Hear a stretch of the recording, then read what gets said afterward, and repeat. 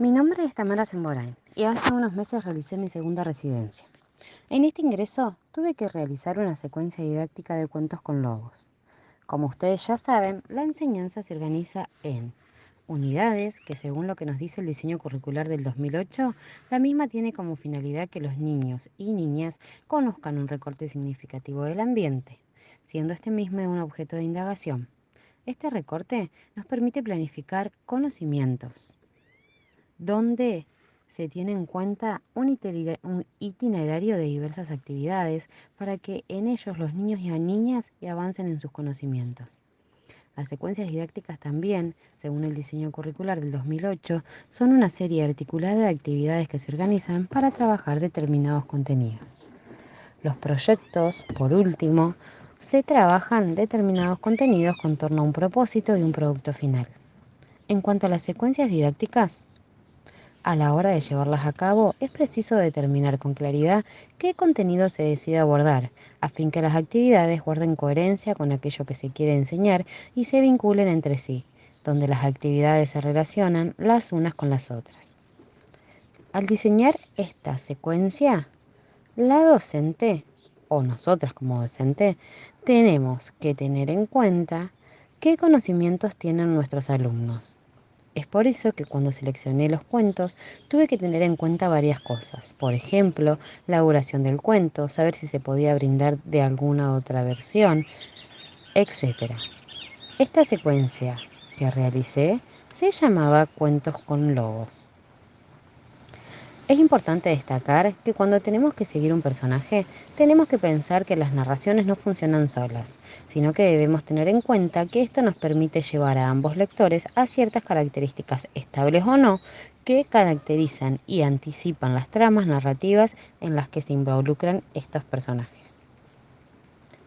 Por ejemplo, podemos aprender que la historia puede ser contada desde diferentes perspectivas y según quien narre los hechos va a ser diferente o no. También se pretende seguir un hilo conductor que tenga una similitud entre el personaje principal, rompiendo con ciertos estereotipos en base a los mismos.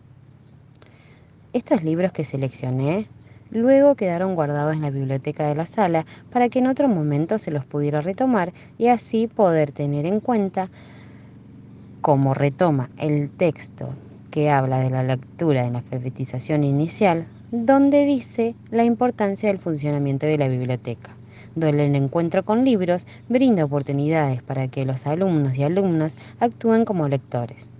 Los niños y niñas se relacionan con libros que desean leer, atendiendo a diversos criterios, por ejemplo, como en este caso, seguir a un personaje. También es importante realizar agendas de lectura. Las mismas nos permiten llevar un registro de lo leído y ofrecer oportunidades para que los niños y niñas lean por sí mismos. El docente escribe un listado de títulos a leer.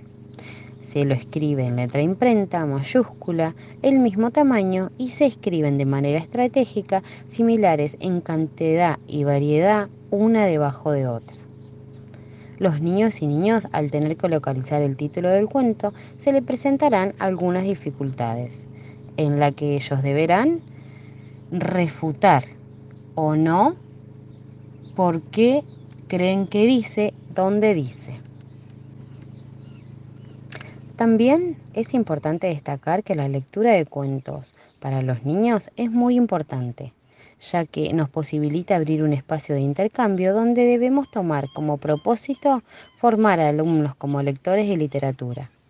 Algunas cosas importantes a tener en cuenta antes de leer es ensayar la lectura y prever alguna intervención, ya que cuando el docente selecciona un cuento para leer a sus alumnos o alumnas, tiene en cuenta ciertos criterios que él cree pertinentes para ese grupo.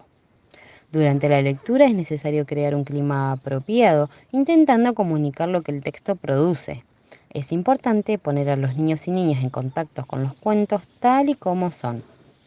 En este espacio de intercambio, la docente debe brindar una pausa al finalizar el cuento para que los niños piensen acerca de lo que se leyó y para que ellos y ellas puedan dar un sentido a la lectura.